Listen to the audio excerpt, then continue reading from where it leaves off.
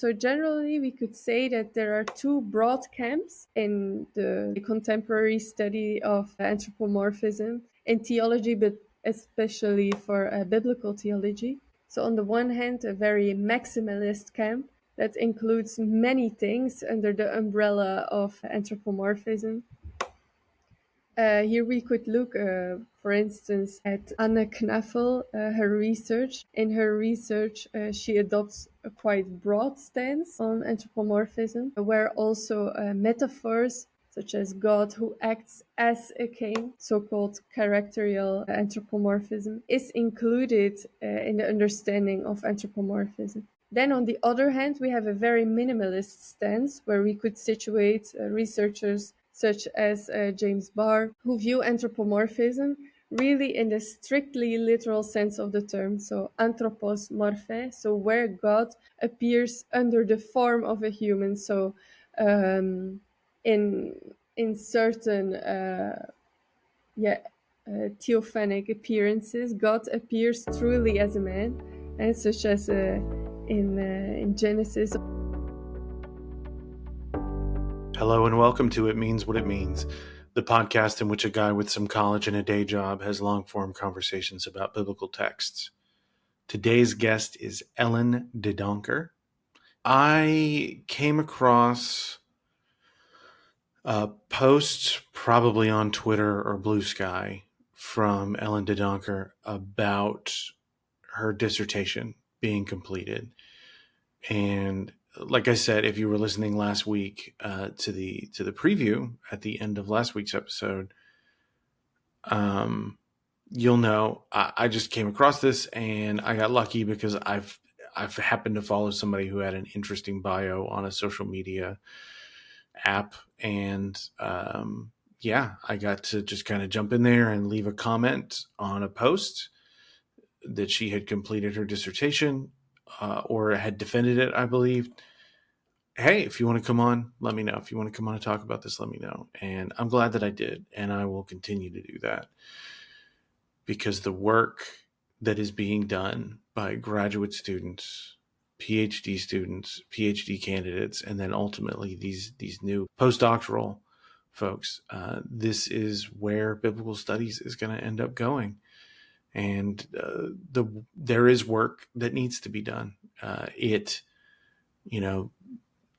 Bible might be an old topic, but it is far from done. It is far from settled. And new consensus will be built around things, and understandings and thoughts that may have been lost to time will be fleshed out. And that is really exciting to me. So we will get into her dissertation in the interview. If you are listening for free, please follow, subscribe, like, comment, review, however you can show your support over there on the free side. Those downloads, they sure do feel really good when a new episode comes out, and I see that I've got more followers, or that I just have consistent followers. That feels really good. You can also reach out to me. Facebook, Instagram, Threads, Twitter, Blue Sky, Spoutable. You can reach me on any of those. Or you can shoot me an email at itmeanswhatitmeans@gmail.com. All one word, itmeanswhatitmeans@gmail.com, with any feedback, guest suggestions, or gossip that you might have. Yeah. So the final option, and this is kind of, I'd love it if you did all of them, but if you have to pick one, this is the one I'd like you to pick. Head on over to Patreon, chip in $5 a month, get episodes 10 days early. Maybe sooner, even maybe farther in advance. I'm thinking about changing when I push free episodes out. So yeah, give me that feedback. Give me those likes, give me those reviews, and ideally chip in $5.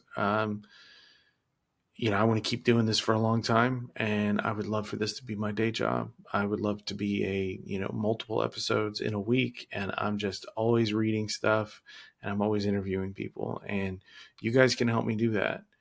Um, yeah. So that's all from me. I will be back at the end of the episode to set up next week's preview.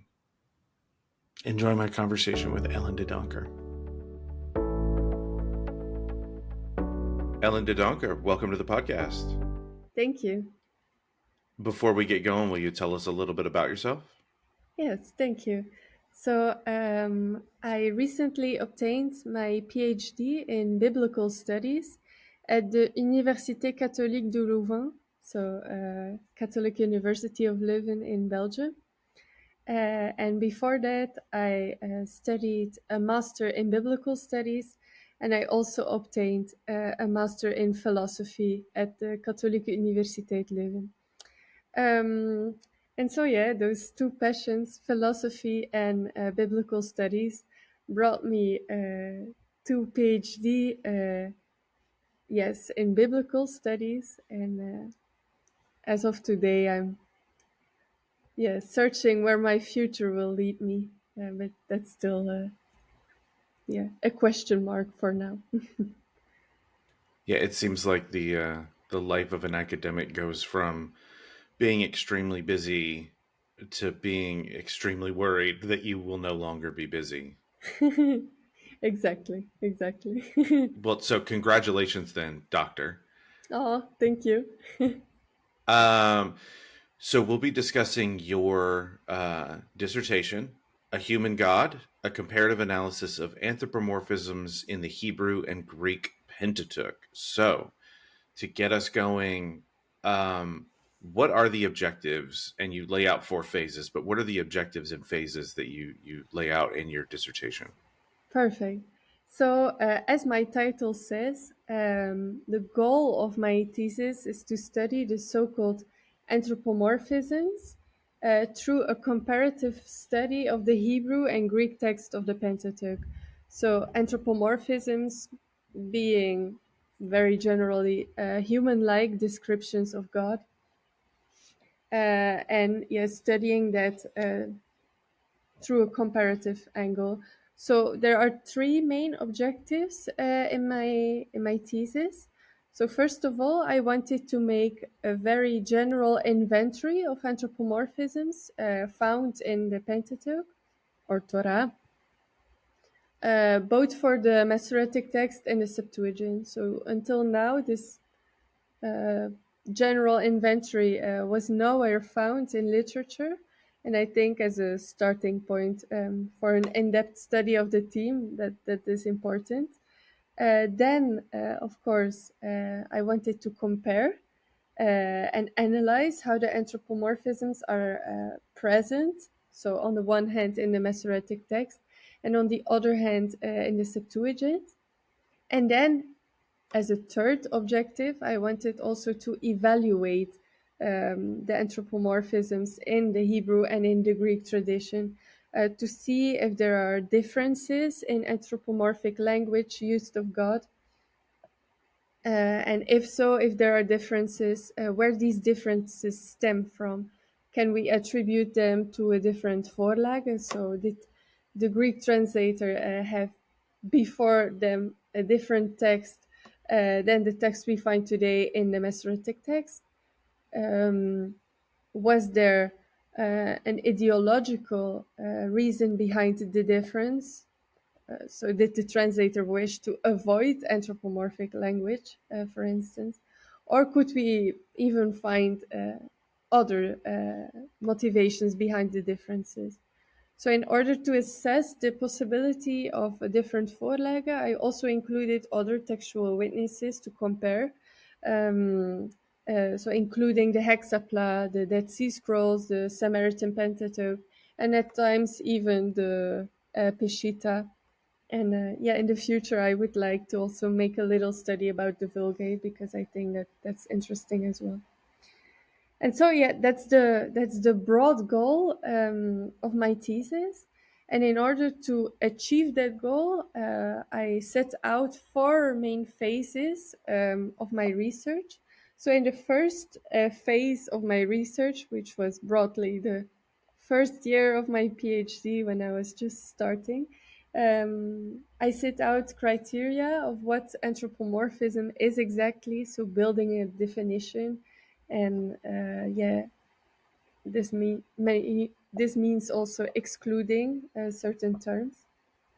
Then in the second phase, which was at the end of the first year of my PhD, I built the huge catalog of all the anthropomorphisms that I wished to study. So a huge inventory, including also the Hebrew and the Greek terms already.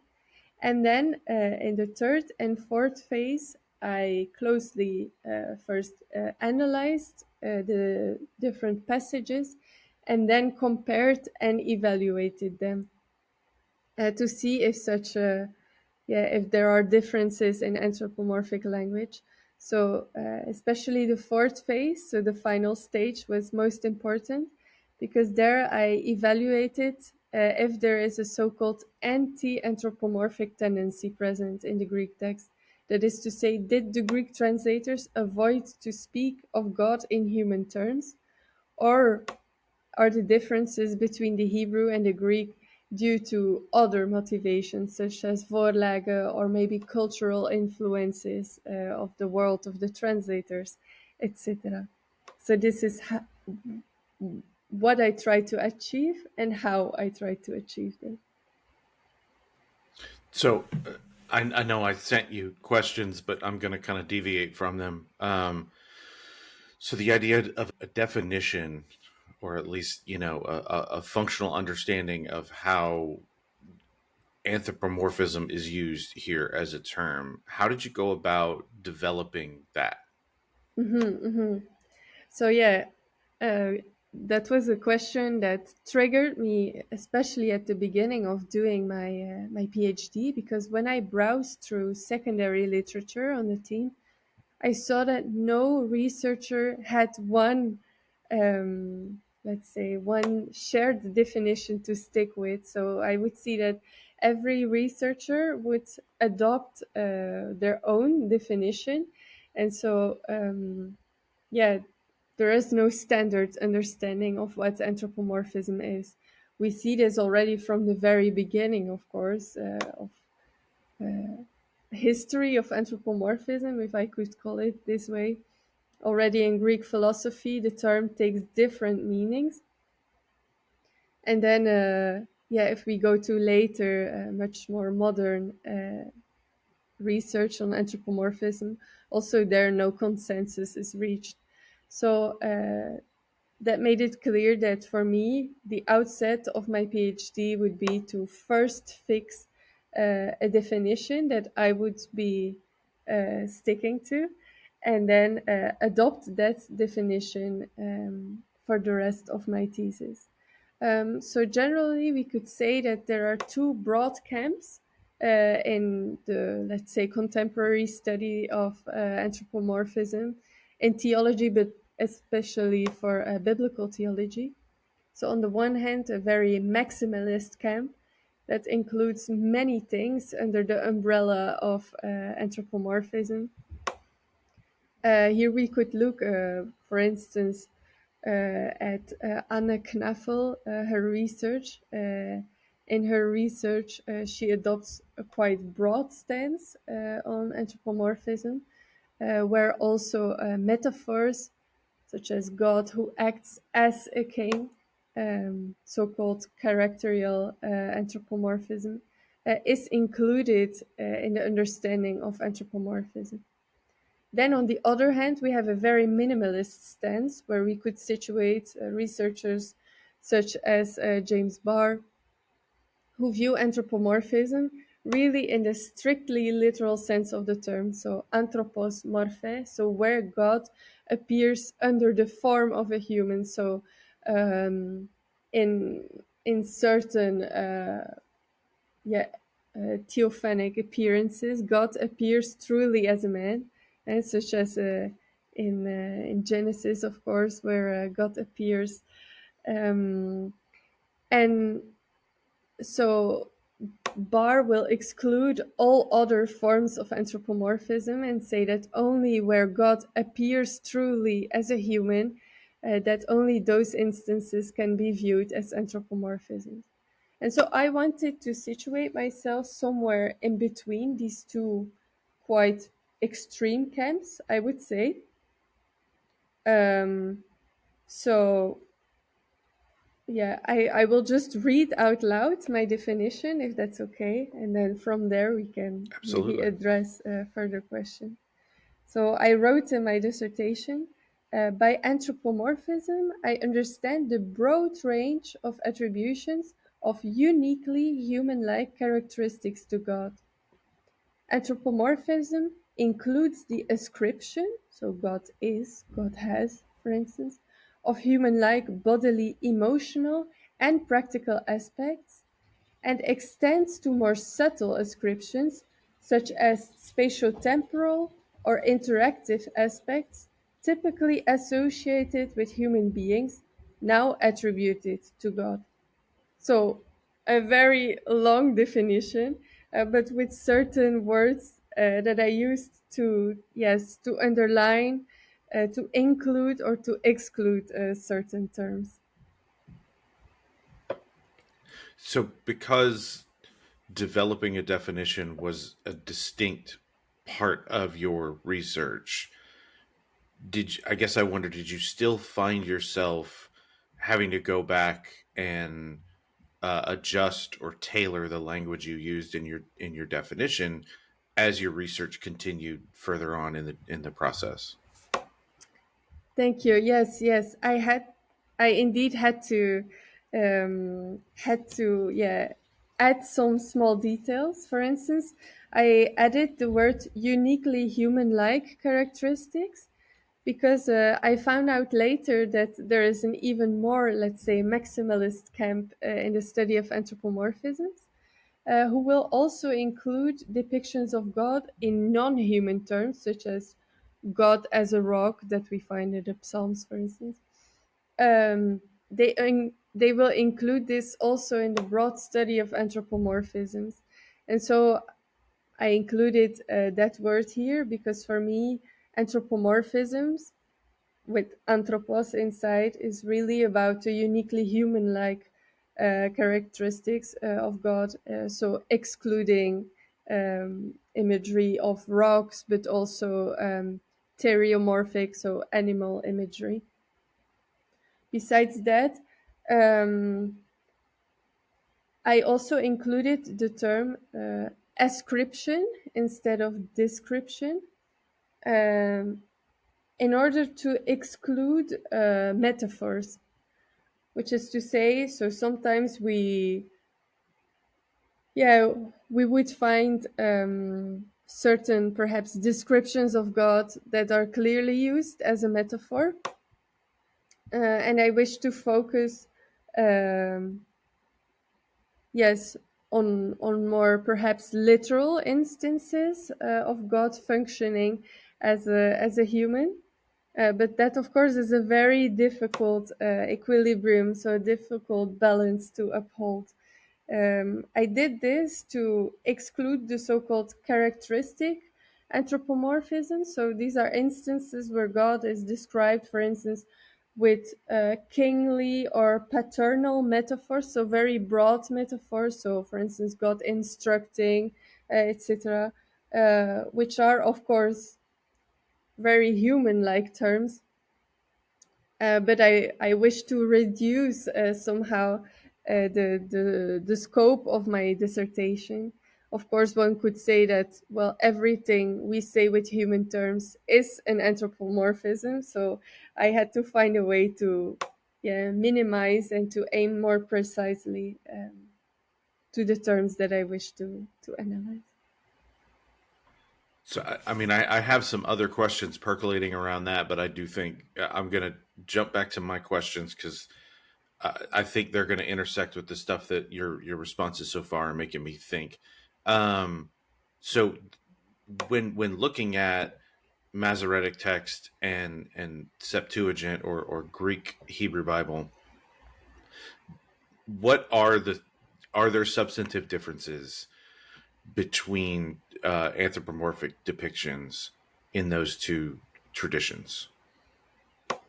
So it has long been almost a cliche to say that the Septuagint is anti-anthropomorphic, and in that way, every little difference in anthropomorphic language between the Hebrew and the Greek has been attributed to an ideological motivation of the translator wishing to erase human-like descriptions of God.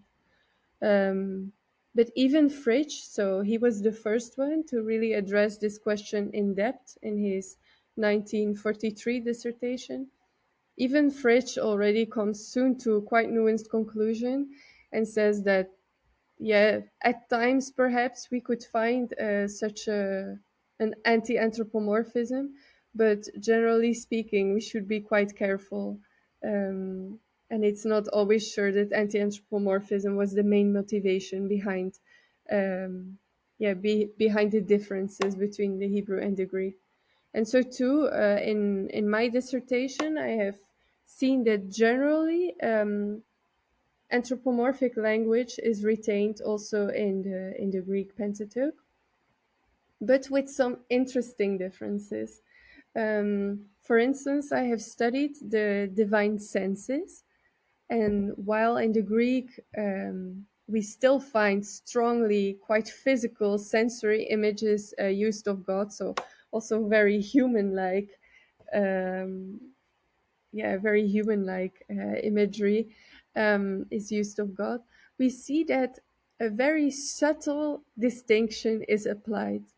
So for humans, we will very often find verbs used with particular prefixes.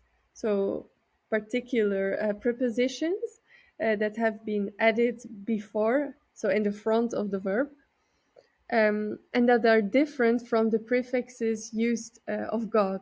For instance, in the case of listening, we will see that for humans, listening to God will almost always be translated as hypakuo, implying some form of obedience, whereas God will be described as epakuo, which means really almost a compassionate form of hearing, also attested multiple times in papyri contemporary to the creation of the Septuagint. And so there we see that through the distinctive prefixes, even though the sensory act is completely retained, we still see some subtle distinction between God and humans. And so it will be on this level that most of the differences in anthropomorphic language should be situated. So subtle forms of distinction without therefore erasing um, completely human-like language. Another form of distinction that I noticed, and noticing this, I did so in the footsteps of my supervisor, Hans Auslos, who already observed a small instance of this. So another distinction that I observed is in the use of some euphemistic connotations of body parts. So, as the listeners of the podcast may know, some Hebrew words for body parts also have other connotations. We could think of the face that has also a spatial connotation, but then other body parts also have more intimate connotations. And for that, we could think of the feet, for instance. Giving birth in Hebrew is someone coming from between the feet. For urine, we use water of the feet, etc. And so the translators, when they had to translate God's feet, we see that there they adopt a particular carefulness. It seems as if they don't want to address God's feet at all, so they will refocus their attention on something else. So in Deuteronomy, God's feet will not be present at all.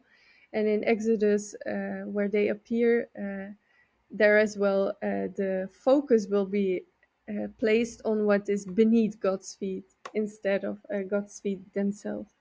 And so I think that this has to do with the euphemistic connotations associated to the body parts, so that the translators were really careful not to attribute these euphemistic connotations to God, instead of erasing anthropomorphisms in general.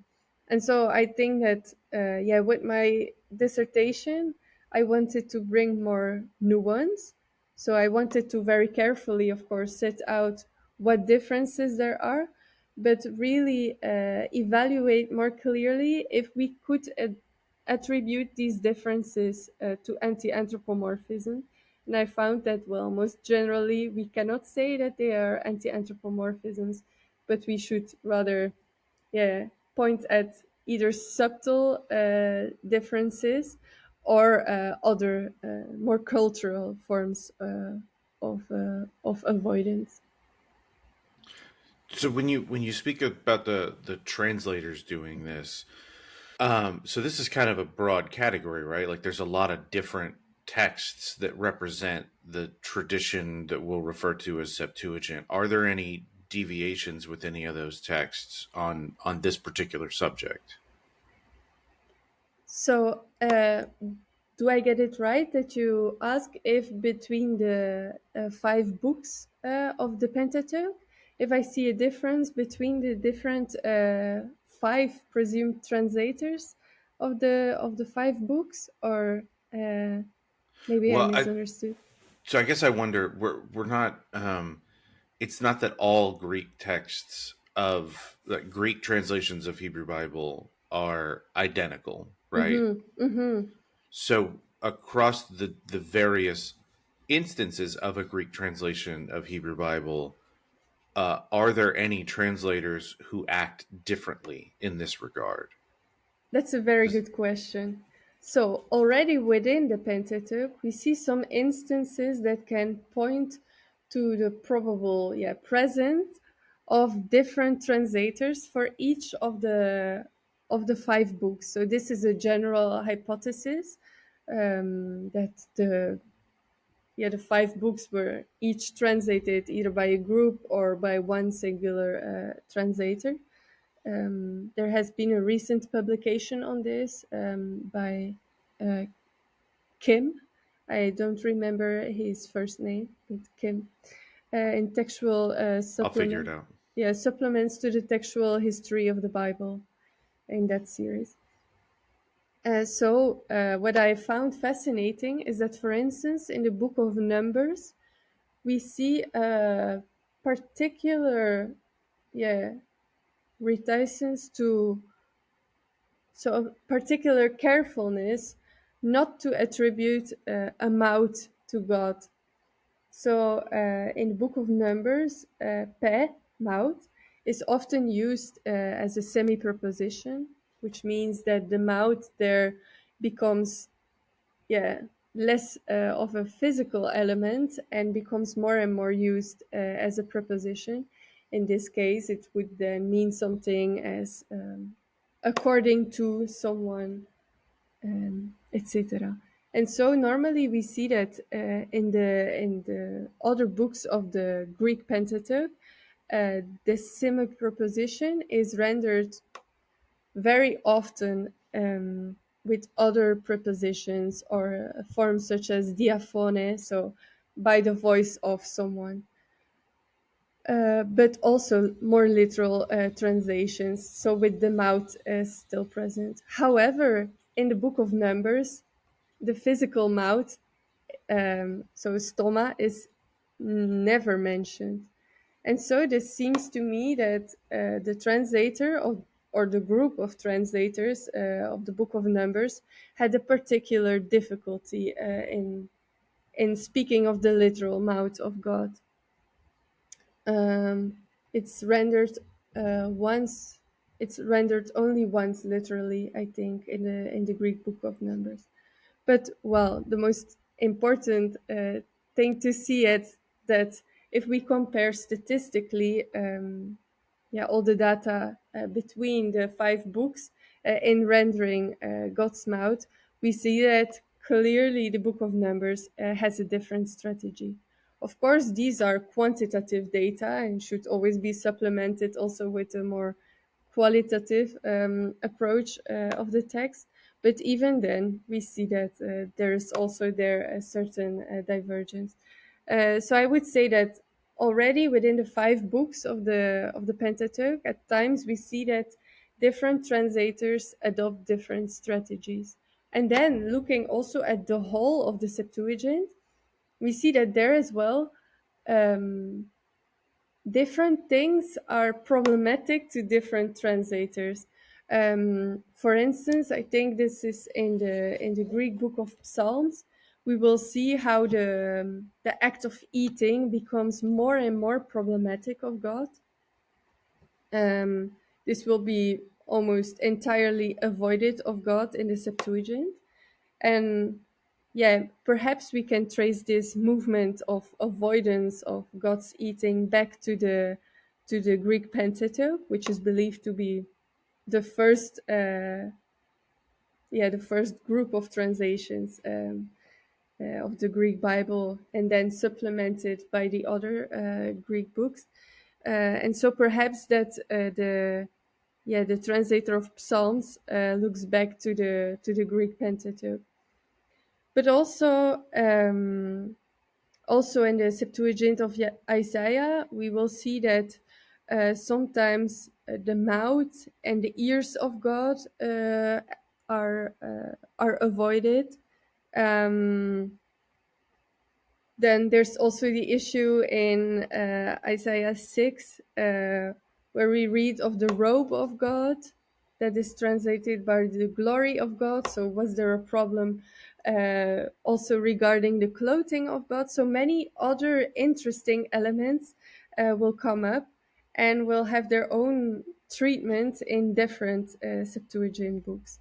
But yeah, I would say that the most fascinating one is perhaps the quite general avoidance of eating of God, perhaps also because thinking of eating leads to thinking of digestive issues. Can we think of a God who digests with all the byproducts that this creates?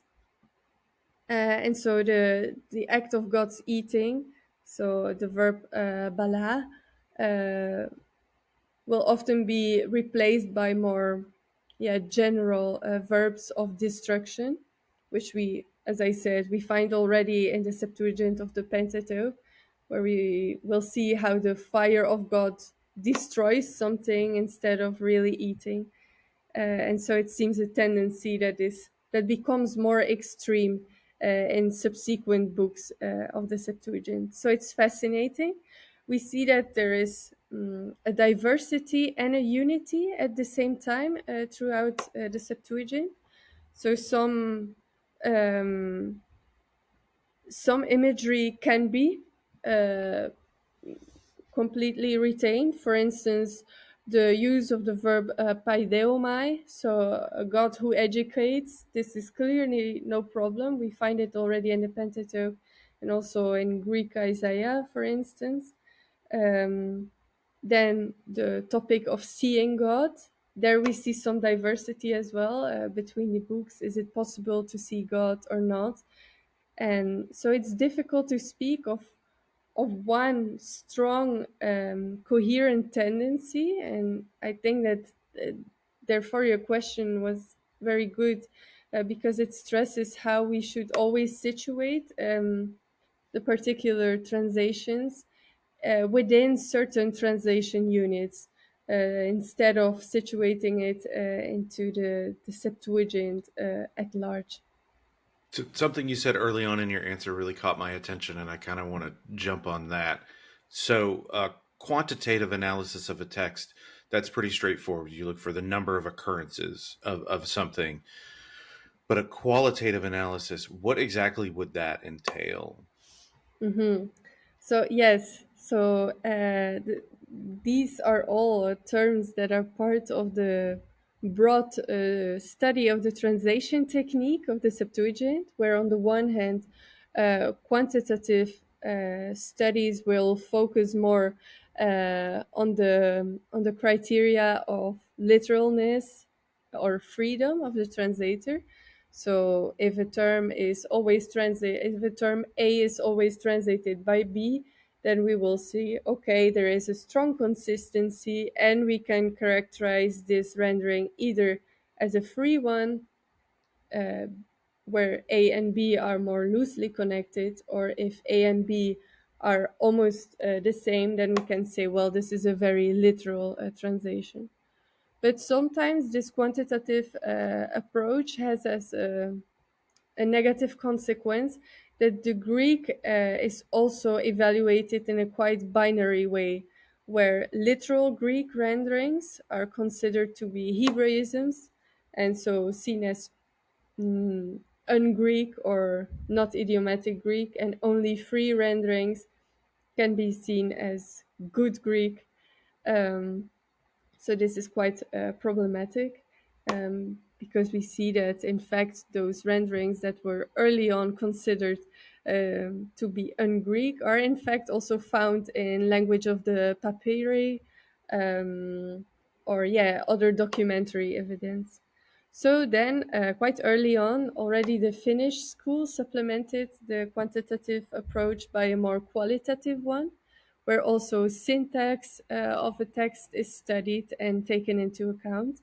And then, well, my university, so the two Catholic universities of Leuven and Louvain-la-Neuve, um, added also the yeah the creative elements introduced by the translator. So the big innovation by the Finnish school in adopting a qualitative approach to the text is the criterion of faithfulness that stands central. So instead of focusing only on freedom or literalness, we can look at, yes, maybe this is a quite literal translation, but does it stay faithful to the text? Does it convey to the public, um, in a comprehensible way what the Hebrew text means? And then the Leuven school added to this the element of creativity. So they assess the way in which the Greek translators react to a certain translational problem, for instance, wordplay, but even style. So if we see a certain rhyme, um, and how they rendered creatively their text. So then, when we apply this to the point of to the theme of anthropomorphisms, um, we should study, besides this quantitative approach, also more qualitatively. So where we see some divergences, okay, maybe this is not a literal translation, so maybe this is not a consistent A to B translation, but we see that the translator adopted here a different term, for instance, to augment the style, to adopt a Greek idiom that we find in extra biblical literature, um, to render more faithfully the Hebrew text. Um, and many other things. For instance, intratextual parallels that are created by the translator, harmonizations. They are all part of the, I would say, a bit more qualitative approach. So where we look at if the translator rendered also faithfully and not just consistently something. So I think that combining the two approaches, we get to a more nuanced evaluation of the Greek text. I don't know if that answered your question. No, I mean, it's helpful. I think I'm also just trying to wrap my head around the idea that there are just necessarily concepts being communicated in Hebrew Bible that may not lend themselves well to Greek. And so attempting to translate from Hebrew into Greek probably presented a unique set of challenges. But then it's even more difficult to look from this far back and to make the determination of like, are they modifying what's being communicated here, or are they just doing their best with a language that carries certain concepts Mm-hmm. that are different from the original language? Does that make sense? Mm-hmm. Totally. Yes, totally. So one instance of this that I found it particularly challenging to evaluate was the translation of the, how would I say, the bread of the face that we find in Leviticus. How should we translate this? So it's the lechem panim. How do we translate this? Even we today, we don't know how to render it in English. Is it bread of presence? Could we say it like this? Well, then the Greek translation is very good because it will use enopion, which implicates presence of God. But this is, yeah, as you said, we look from so far back to the Greek text. We don't know anything about the exact way the translators went at work. So we don't have documents that are available, for instance, when we look at the Vulgate, there at least we have some secondary material that we can look into to understand better how the Latin translation was made. But when looking at the Septuagint, this secondary, yeah, evidence is simply not available. We only have the letter of Aristeas that is in itself already also problematic. So I think that yeah, some hints can be found in the study of contemporary Greek literature. So, looking at all kinds of documentary and also literary evidence that we find around the 3rd century BCE. Then also looking at the broader Ptolemaic culture. So it's today believed that the translators of the Pentateuch were probably at work somewhere in the Ptolemaic context, and so we can also then study if certain body parts were especially problematic in the Ptolemaic context. For instance, this might be the case of the ears, ears that were used especially on votive stelae in broader Ptolemaic context, but then were also used in a more euphemistic sense in different Egyptian medical or also magical texts. So these are all factors I think that we should take into account to make, yeah, a deeper assessment, because it seems to me that there is so much more at play than just, yeah, the mechanical process from A to B, and that only in taking into account these further contextual issues we can, yeah, answer in a better way the question if at all anti-anthropomorphism was present in the Greek text. I imagine on some level, for someone translating Hebrew Bible, and I don't know if it's showing up on the, it's like coming through my mic, but my dogs are over here snoring, so I'm sorry to you and the listeners if that is coming through. But I don't hear I, it. I can hear them through my headphones, so I figured I just do the polite thing and throw that out there. But so on some level, you're translating Hebrew Bible into Greek, and now it is accessible to people you see as idolaters. So it may not necessarily be an underlying theological understanding that you want to negate this language just on its face. It may be that you don't want to use a language that is accessible to idolaters to communicate something that that may cause them to misunderstand about your divinity. Is that Exactly. You say that very well. okay? Okay, thank you. Good. Yes. I Yes, was really just because kind of lobbing that out there. no, because I think that many people forget about this. So the Septuagint is not just something we can use to do our textual criticism, right? It was for them a holy text. it was used for these Jews in diaspora. This was their access to their law, to the Jewish law, and so totally, this meant also that the translators had a huge responsibility, if I could phrase it this way, because they had, as you say so well, they had to make sure that this text was comprehensible, that it couldn't be misunderstood, that the right theological aspects were conveyed in the most precise way that they could. Um, so yeah, I think that this stands really at the foreground of the motivations for the translators. So instead of erasing certain things, I would say that they accentuated certain things. Translating their holy text, the Torah, I don't think that they would really tamper with the text or randomly alter certain things because they just felt like doing so. I think they went at work very carefully. They stay very close to the Hebrew text precisely because it was such an important text and with such high risks and so many things at stake. So yeah, I think you rephrased that perfectly.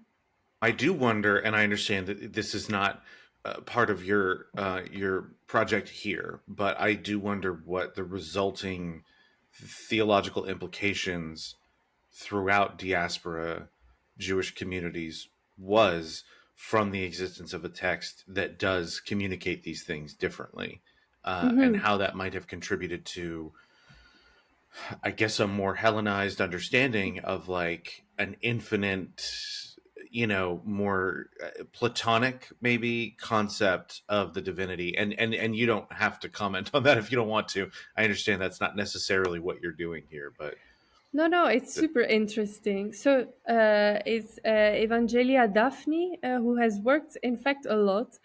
She postulates influence of Plato on the Greek of the Septuagint. She feels that it intersects, but there as well, I think um, it's yeah. So Platonic language, especially for the translators that I think had access to a good education. And so we would expect them to be familiar with Greek philosophical terms as well. But I think that they wouldn't want to equate their Jewish gods with strict Platonic ideals.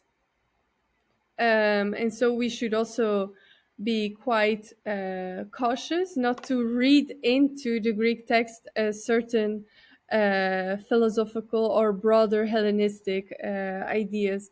I think we still remain in the Jewish sphere, if we can say so, with certain expressions that are unique to the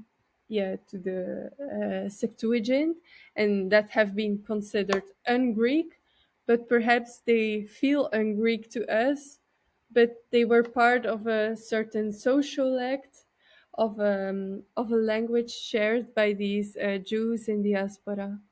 But then as well, we see that certain things seem tailored to the needs of this community in diaspora. For instance, the vocabulary of meeting with God, there we see that in the Septuagint, there is a greater distance implied. So in the Hebrew text, at times,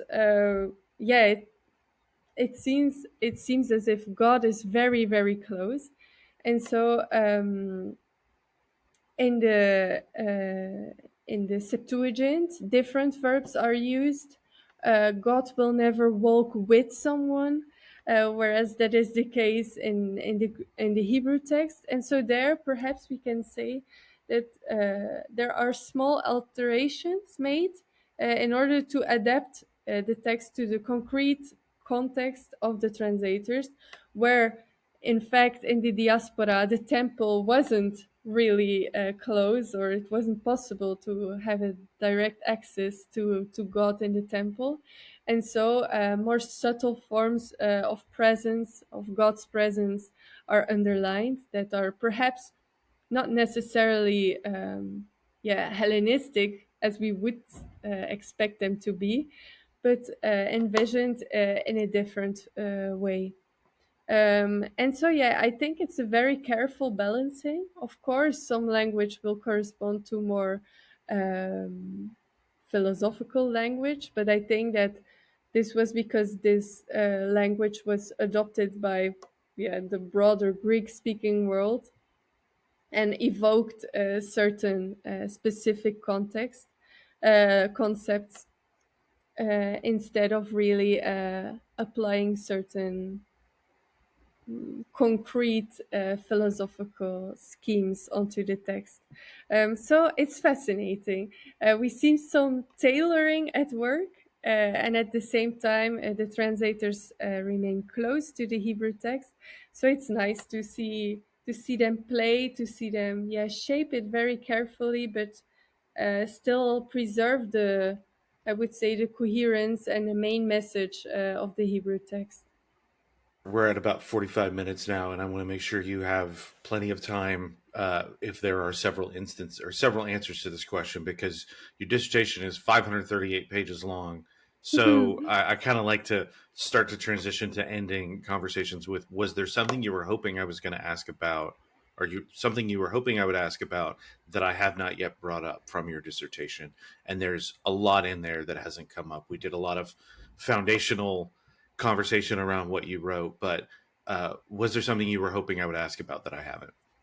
Um, I would say maybe I could just address also the possibility of a different Vorlage, because this is something that many people forget also about. So very often, when we see a difference between the Greek and the Hebrew, we will immediately point to the translator as the culprit and say, "Ah, you did it.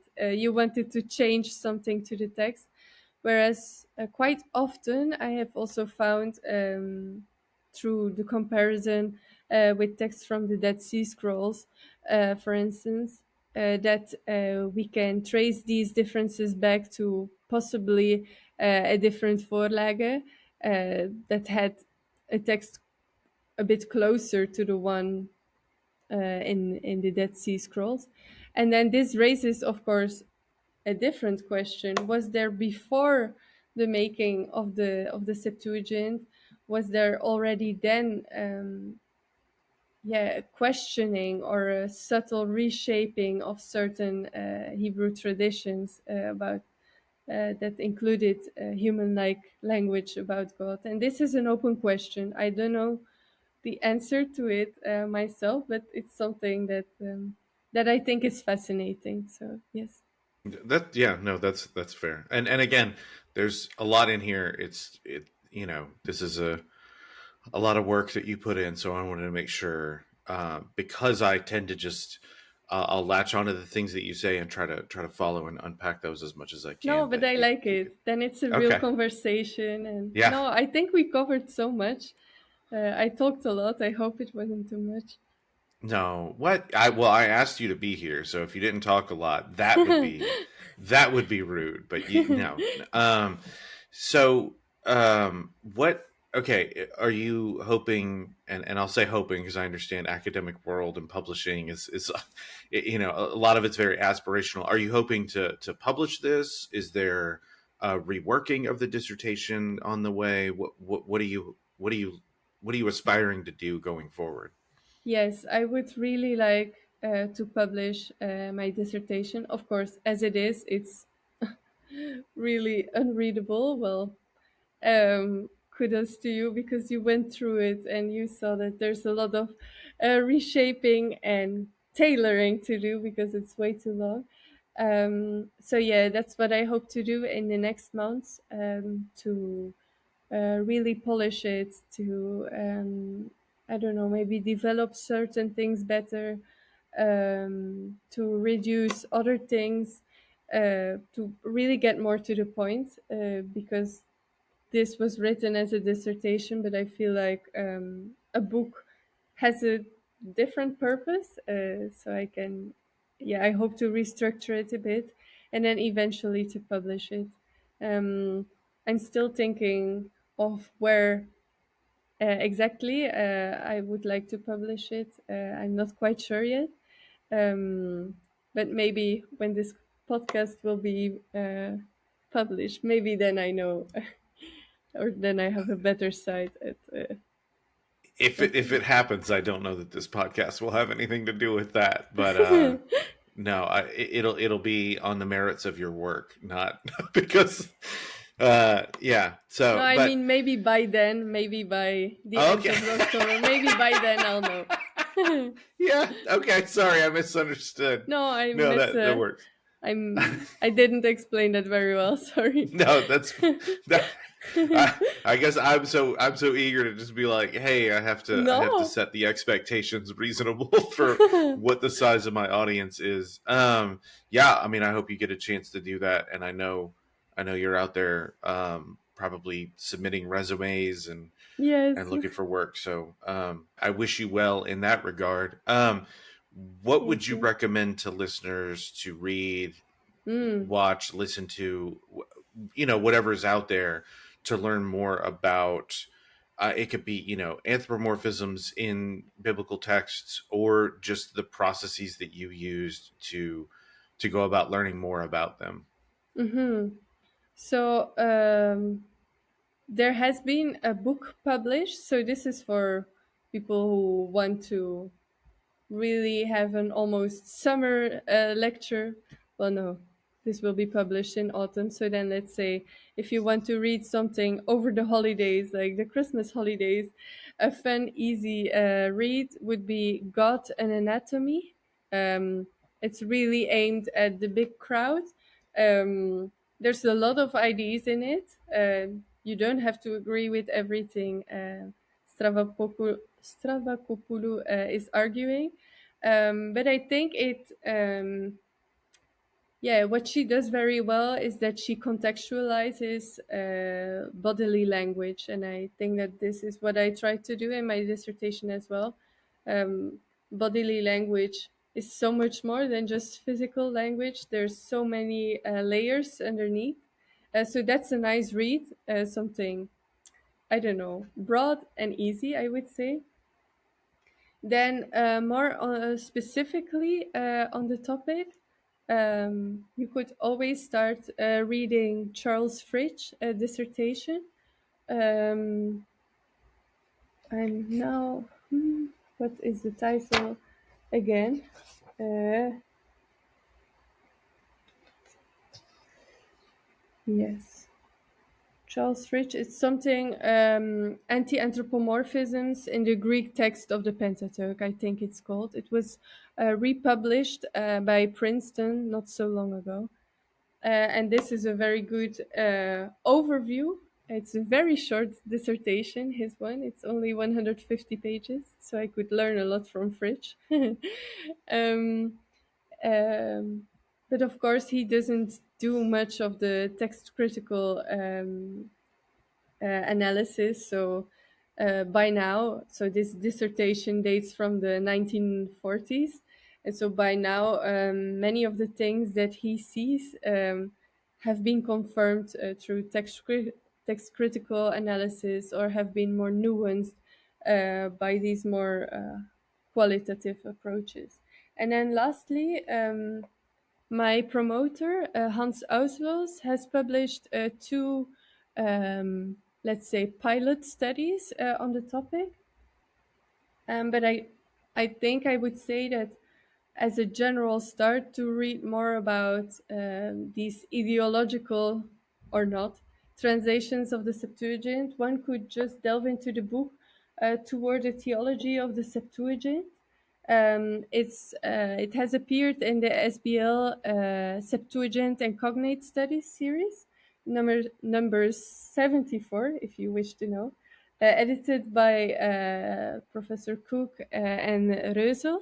And there, in the introduction, it gives you a huge overview of what has been done on the so-called theology of the Septuagint. So if we can speak about a different theology present in the Greek text or not.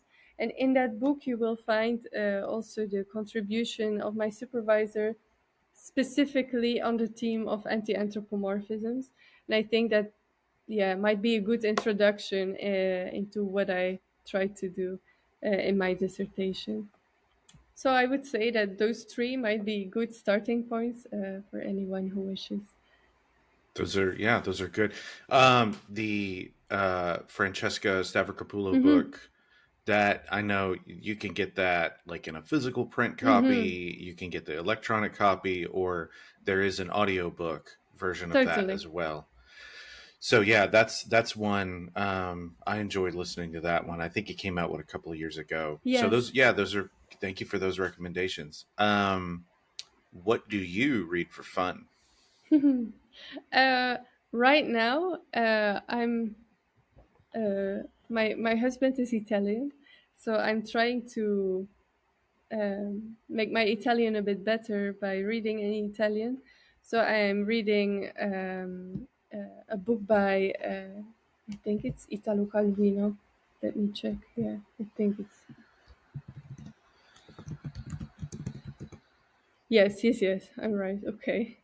It's a book by Italo Calvino. It's called Il Barone Rampante. It means the climbing baron. It's about a boy who decides that he doesn't want to live at the court anymore, so he climbs in a tree and then he lives all his life in the tree and makes adventures from there. And it's yeah, it has many layered meanings as well. So I really like that. So that's what I'm reading for fun right now. Okay, well that's good. And you, what are you reading? So I am on. Okay, for fun. Well, this honestly, that I could count anything I do for the podcast as fun, but and I do. But what I read when I get in bed at night, that just for purely for enjoyment. There is a series of books. I believe it's pronounced Scholomance. So it's like Mhm. a fantasy series Mhm. where the kids, wizard kids, they get put into the school, but there are no teachers. The school gives them assignments, and there are these like malicious magical creatures that are attracted to the children's magic, and they want to eat the magic. Oh my god. And the school is supposed to protect them, but it can't do it very well. And so that is the challenge for these kids, is how to fix that particular problem. And there's, yeah, so I'm on book 2 of 3, and basically you kind of, you have a predetermined aptitude for certain kinds of magic, and Mhm. when you request spells to do certain things, the spells that are given to you are based on whatever your natural ability is. And Mhm. so the main character, she's supposed to be a dark wizard, Mhm. but she doesn't want to. And so, just to do simple tasks like cleaning up her room, if she wants a spell for that, she has to work through spells that will be like using a cleansing fire to destroy your enemies and things like that. So, and she's actively working against that. And she has developed a much larger, more utilitarian dream for the world that does not involve her being a dark wizard. And I really love it. There's a lot of stuff as a parent. My son Mhm. just graduated from high school, Oh. but as a parent, having gone through all the years of school and a lot of the I'll say the more violent aspects Mm. of life as an American raising a Mhm. child. Mhm. This helps me understand some things Mm. that we have been through as a family, as a country. But then Oh. also, there's a lot of aspects that I think are commenting on algorithms and how we all Mm. interact with algorithms. I'll say, Mhm. as a digital content creator, I often feel like I'm at war with the algorithm, trying to Yeah. find the right way to get my content to get the most attention. Yes. And so, yeah, there's a lot of that. And then also, there's a major theme throughout this is learning the value of cooperation rather than competition, or Mhm. when one is appropriate over and against the other. And that is something, yeah, my understanding as an American, of what patriotism is kind of Mm-hmm. developing into more of a Frank Capra kind of thing, a more of a yeah, Mr. Smith Goes to Washington, Yeah.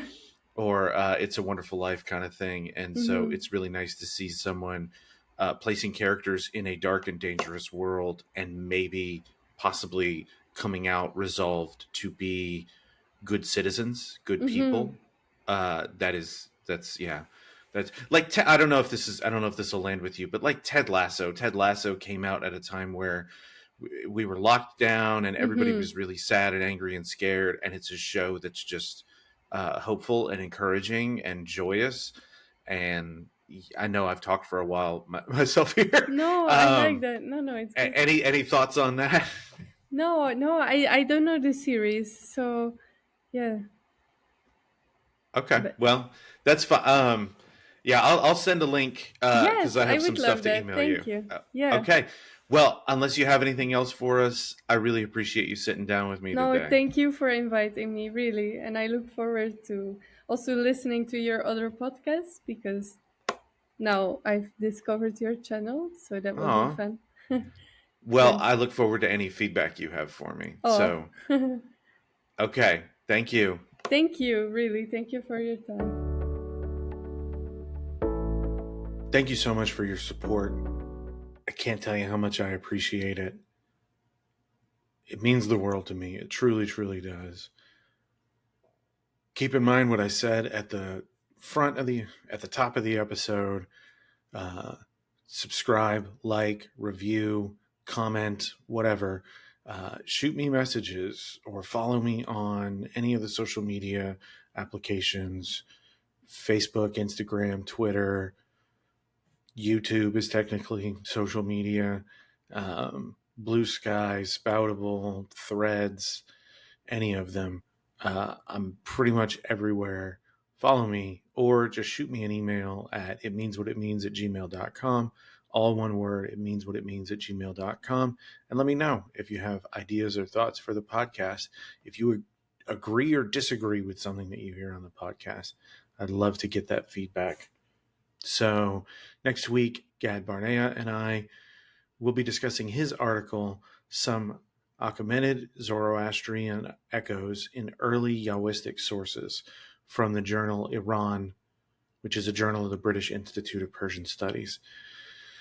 This is maybe the quintessential example of the kind of thing I'm looking for on the podcast as far as discussing things around a biblical text, learning about the world that produced biblical texts and the religious and theological thoughts and concerns that come along with it. So check that out next Wednesday, or you can hear it now for $5 a month. The link is in the show notes if you want to sign up on Patreon. So that's all from me. If you get a chance to love someone, you should take it. But this particular article just basically wants to show how intertwined Yahwists and Zoroastrians' lives were in the Achaemenid period, and how, basically tries to answer the question, how much information would the Yahwists have had on deep Zoroastrian principles and concepts. And so it shows that the Yahwists lived among Magi and were very close to the Magi, or to at least certain Magi. And Magi were even served as witnesses to contracts between Yahwists. So that means shows, and we know that in antiquity that shows a level of closeness that is significant. So they lived in very close relations to Magi. They lived among people who had names that were based on Avestan concepts. That's a big part of this article. And I show and analyze the different Avestan concepts that are in those names. And when you live for a long period of time, pretty much all your life, around people with these names, you ultimately have to be also introduced to the concepts behind the names, just by basic human curiosity. So they would be familiar with some central Zoroastrian or Achaemenid Zoroastrian concepts, and the Magi, as I said as well. And of course, the most important aspect is the fact that they had in their temple to Yahweh. And I should express to to the viewers, explain that that the Taoists/Jews of Elephantine had a full-fledged temple on the island. That, if we are to believe the accuracy of the biblical description of the Jerusalem temple to Yahweh, the size of the Elephantine temple was about the same size of the temple in Jerusalem, of the first temple, the so-called first temple in Jerusalem. So it is a significant temple with priests and a priestess, and also a fire holder. And they use the Zoroastrian technical term Trodan to refer to this fire holder. They also had a madbacha, they had an altar in their temple that they refer to as well, but they also had a fire holder, and again at the same time they had a fire holder and a madbacha, and that is also part of the assimilation that I talked about earlier.